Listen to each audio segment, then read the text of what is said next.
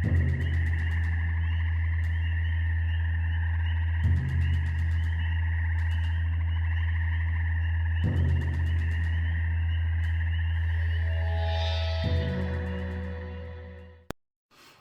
guys, it's Mary McIntyre. Welcome to another video. This one is more Halloweening and this video is all about potion bottles. I made loads last year and I thought they looked super cool. I'll insert a video clip of last year's ones.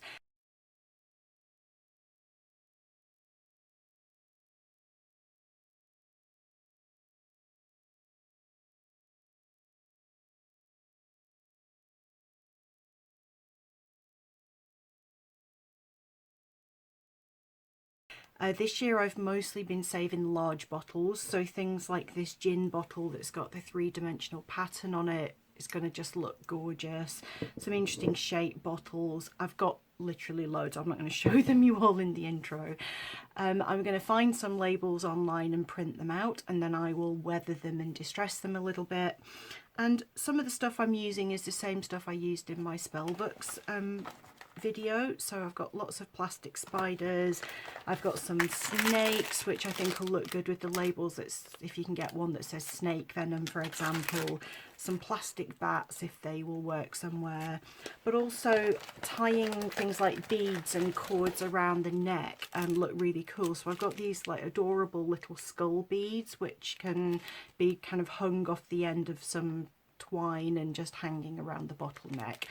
I've also saved a few large sized jars and I've got some burlap which I will tie around the top of those. So yeah, I've got quite a few ideas in my head, so let's just get started and paint the bottles first.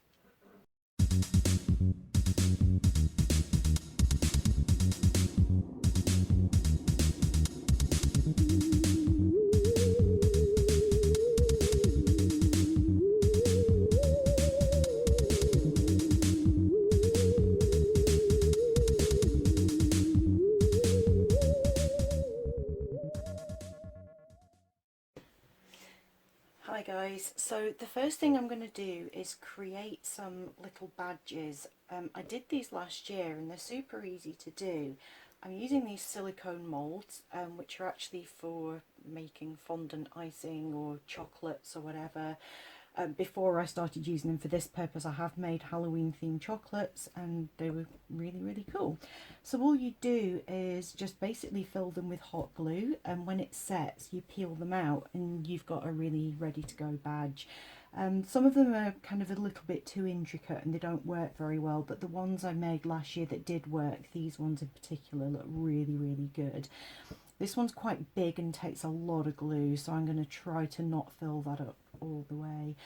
Last year I did have a bit of trouble getting paint to stick to the clear glue, so this year I'm using some black glue sticks, so they're kind of ready to go and I can just dry brush them with a metallic colour when we're ready to go. So that's the setup, just wait for my glue gun to get hot. While I've got the black glue, I've got a really important job to do first. I made these adorable bee planters at the beginning of the year, intending to put plants in them this summer. However, I never actually finished them, so I just need to glue their little noses on, and while I've got the black glue gun, I'm just going to do that now.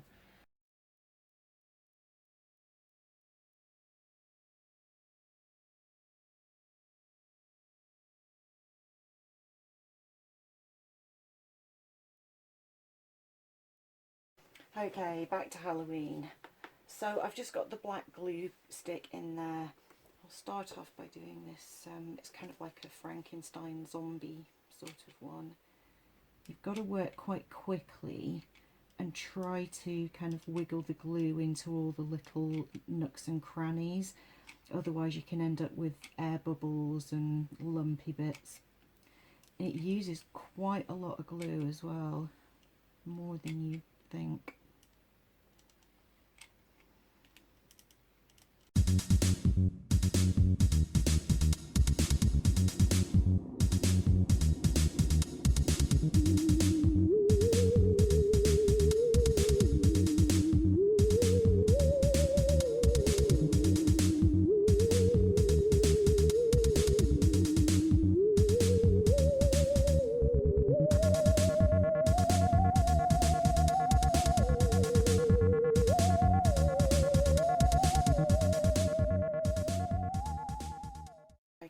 going for the big boy.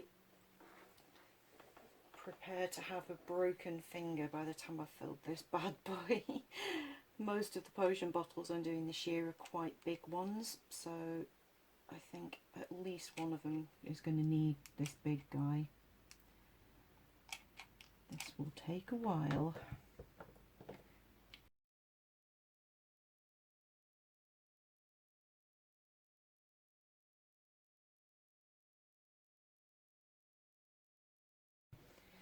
They do dry quite quickly, but just be really careful because hot glue burns are real and it really can hurt quite a lot. So that's the first one, and you can see it's got the uneven edge, which you can kind of trim around if you want to. It's hard to see the features when they're like this, but once you dry brush them with metallic, as I said, that really comes out. And then I think they look quite funky then. So the way they look when you first unpeel them is not great. There's a little knuckle missing on that little skeleton hand, but that's okay. I'm fine with that. So there's the kind of Frankenstein monster, a zombie dude. I have no idea what it actually is, but these look really effective. So that's the big skull. I'm really pleased with that because, as I said, when I filled it up last time, it was a really chunky half skull. The idea is it makes a three-dimensional skull in two halves, but I'm not using it for that purpose. So that being a bit flatter is going to sit more nicely on one of the bottles. So still a little warm, so I'll put it face down because the back's a tiny bit tacky. But that looks really good. I'm pleased with that. When that gets dry brushed, that's going to look awesome. Looks like Darth Vader on camera. Really interesting. Turn it upside down, it's kind of Darth Vader. To make some fancy stoppers for my potion bottles, I'm going to glue some polystyrene balls onto the top of the little push caps. But obviously they're white and polystyrene at the moment, so I'm going to give them a paint. You can't spray paint polystyrene because the solvent in the spray paint will just melt the polystyrene. So I have to do this with acrylic paint, and the way that I do this, it's going to take a couple of coats, but I stick the ball onto a cocktail stick, and then once I've painted it, I stick the cocktail stick into a piece of just polystyrene packaging, and that way it keeps the bottom of the ball from touching anything as it dries. This is definitely going to need a couple of coats and probably a bit of dry brushing of a different metallic as well. I did squash it slightly so that when I glue it on, it's got a bit of a flat surface, but it keeps springing back. But once it gets glued on, it should stay on, hopefully.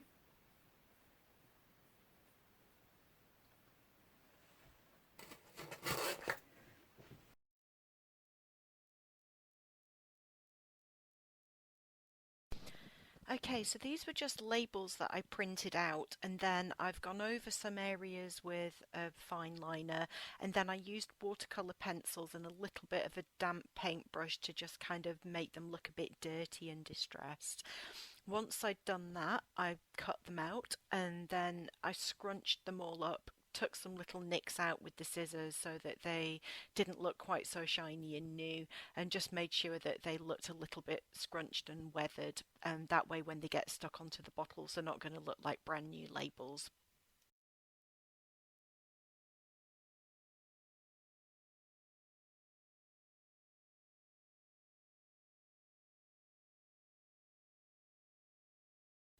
And here I was just designing a label that I then scanned into the computer and printed out onto one of my clear label sheets that I stuck onto the bottle.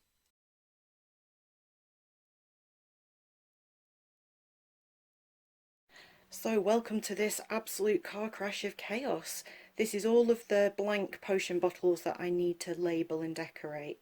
I have so many ideas that they're all crashing into each other and actually making it really hard to do. Some of them don't need much doing. They've got really nice bottles just by themselves. So for example, the Luna Gin is just lovely. We don't need to do anything with that. Maybe embellish the neck a little bit. There's a vodka here that's kind of got a really beautiful kind of Day of the Dead thing on. This was a salted caramel vodka that we bought a couple of years ago, and it was amazing. It was genuinely delicious.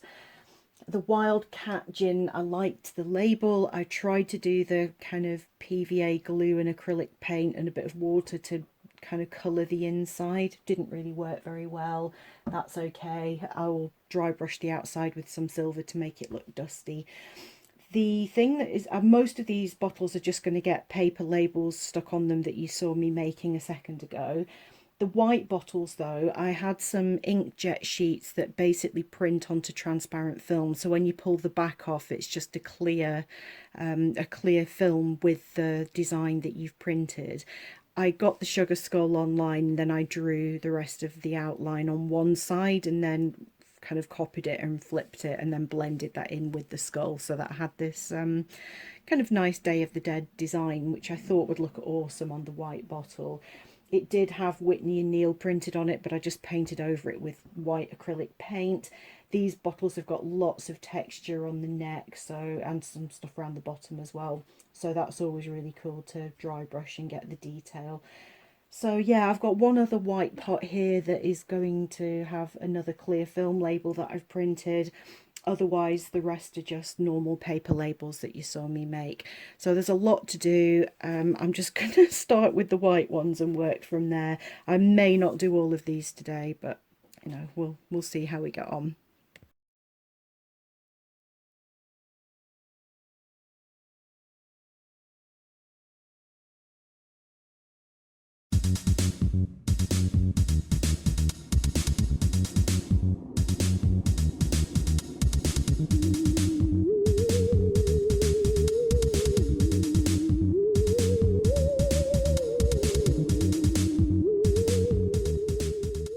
Okay, I've sorted out which labels are going on which bottles, so now I'm just going to get on and do it.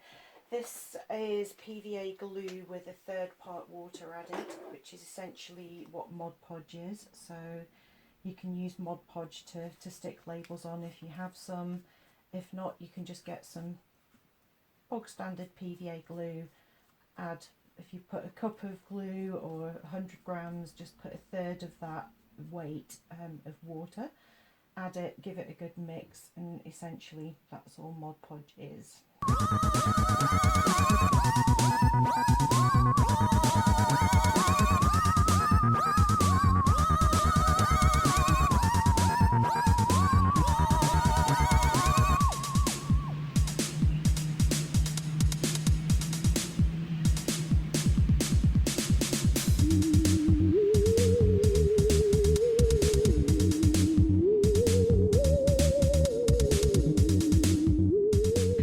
Okay, the labels are on. I'm going to now do some of the hot glue stuff. I need to make a cast of a couple more of the small batches as well. I really want, I've got a few frog's breath labels, and I want at least one little frog in black, so I'm just going to do that with my glue gun first. And then remixing while I still have some black glue sticks.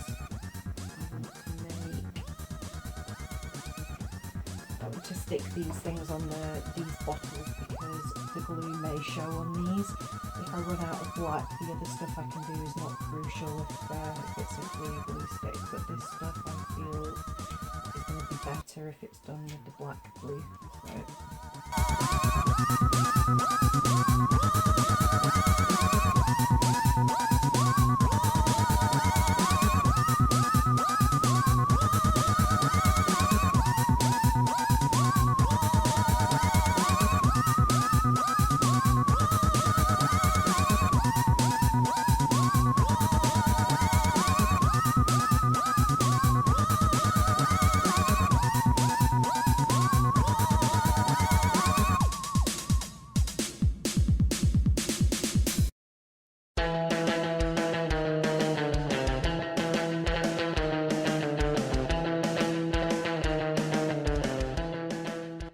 Okay, and now I'm going to glue some twine around the tops of some of these bottles.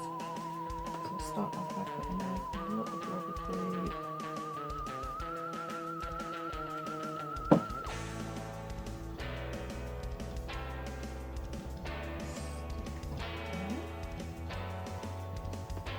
Top layer, I usually put a few spots of glue all the way around so that the top layer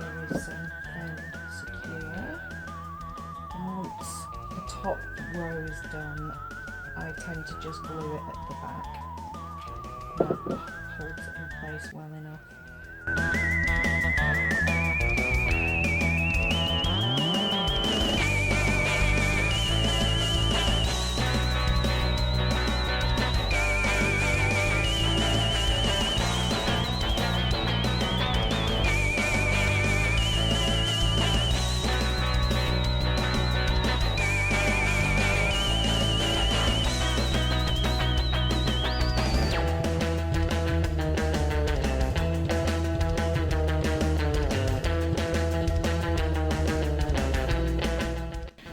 Stop decorating next because I want to do some dry brushing, and it's going to be easier to do that if there aren't ribbons and cords hanging down. I've also decided which bottles are going to get some of those polystyrene ball stoppers. So the first thing I want to do is paint these corks so that they match, and then once that's dried I can sort of glue that on.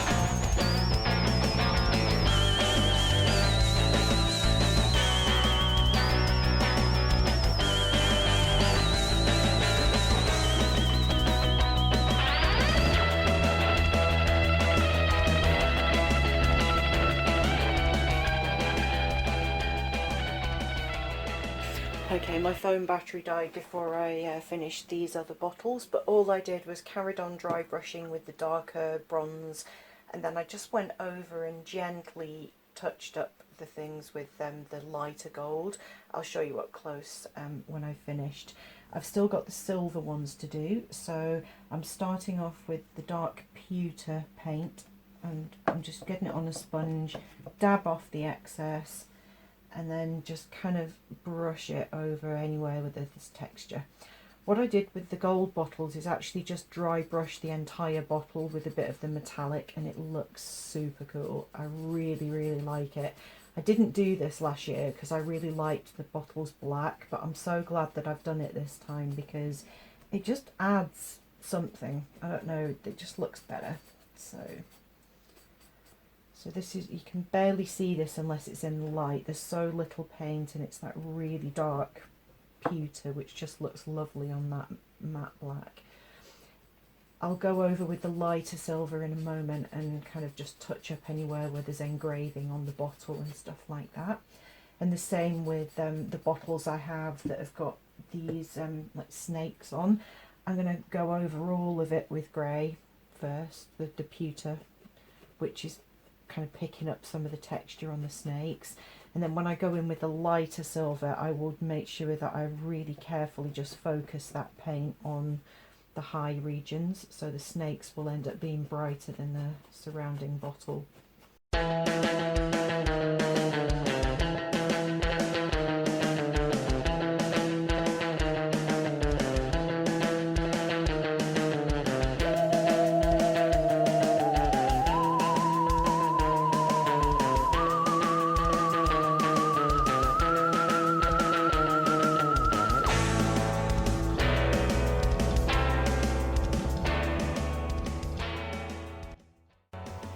Okay, so now I'm going to go in with the lighter silver. Again, minimal paint, and this time really just going for the high points on these bottles.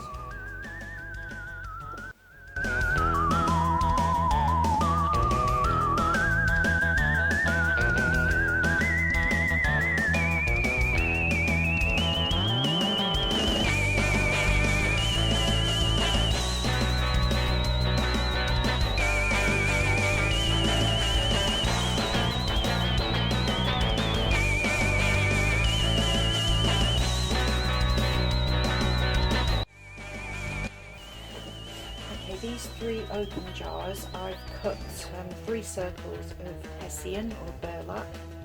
I have a lifetime supply of that after accidentally ordering 2 massive quantities of it. I will basically just tie some string around this, and the smaller one will probably need a little bit trimming off. I think I'll use some of this green for the frog's breath and the Deadly Nightshade. Deadly Nightshade first. So all you've got there really is a very roughly cut circle. It doesn't have to be perfect at all. Tie the string around it.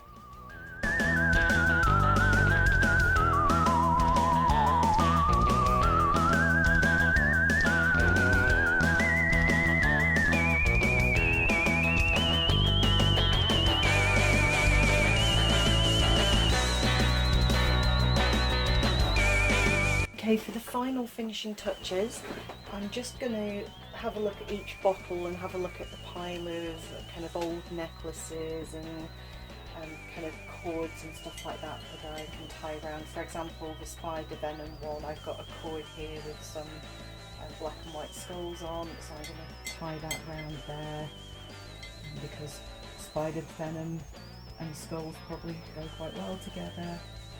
And stuff like that. Really, you can do absolutely anything. I've used old bracelets, bits of necklace that I don't use anymore, just really anything to just dress it up. Like for example the Lunar Gin bottle, because I think the bottle is beautiful on its own. I've just got an old elastic beaded bracelet on it, and that's all it needs. It doesn't really need anything else. The zombie brew, I think I'm gonna put this dark green ribbon around. I think that would look quite nice. I'm torn between that and the really bright green one actually, but the bright green one's a bit gaudy, and I think I like the kind of more gothic dark style. So I'm just going to kind of wrap that around. I'm not going to glue it along like I have done with the twine, but I'll just crisscross it around a few times and tie that off.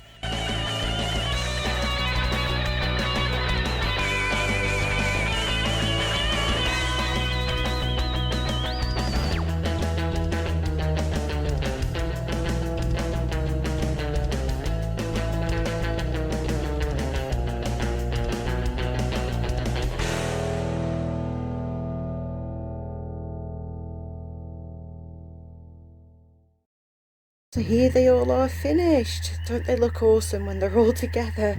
I'll just slowly pan round and then you can get a closer look. Having that very thin layer of metallic paint on the outside of these jars has just really made them look super cool. I love the silver ones, I love the gold ones. They're all just really fab. This honestly is so easy. You can do this even without the metallic paint around the outside of the bottles. Like the Hendrick's gin bottle, for example, has had a polystyrene ball stuck on top of it and a bracelet around it, and even that is enough because the bottle's beautiful. And the minute you put them all together, they just look so epic.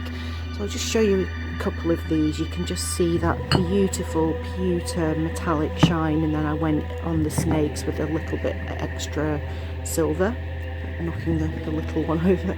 Really also love this poison bottle. That really kind of has that sticky, dusty, old acid bottle feel about it, which is amazing. I love the colour scheme on the zombie one, that gold with the dark green ribbon. So yeah, they're really quite simple to do, but just look really cool. These little ties with the beads on the end, just a nice little added extra. You can really decorate these with absolutely anything at all.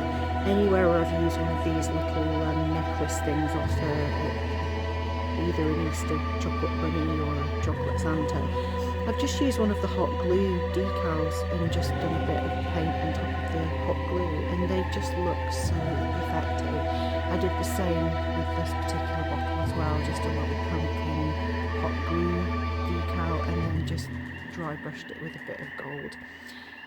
So altogether I think they look super awesome. I have removed the silver balls off my nebula jar that I made in my last video because I thought it made it look too Christmassy. So yeah, that's all of them together. I hope you enjoyed the video. Please hit like if you did, and don't forget to subscribe. Take care, and I'll see you in my next video. Guys, I just want to give a shout out to Claire's Crafty Corner here on YouTube. She is lovely, her channel is amazing. I got all my inspiration for my spell books and potion bottles from her channel last year. And on Saturday, the 23rd of October, she is doing a live craft along on YouTube where we're going to be making some potion bottles together. So, not me, I'll be joining in at home, I'm not on her channel. But yeah, if you want to join in with that, I'll put details to Claire's community tab in my description box below so you can take part.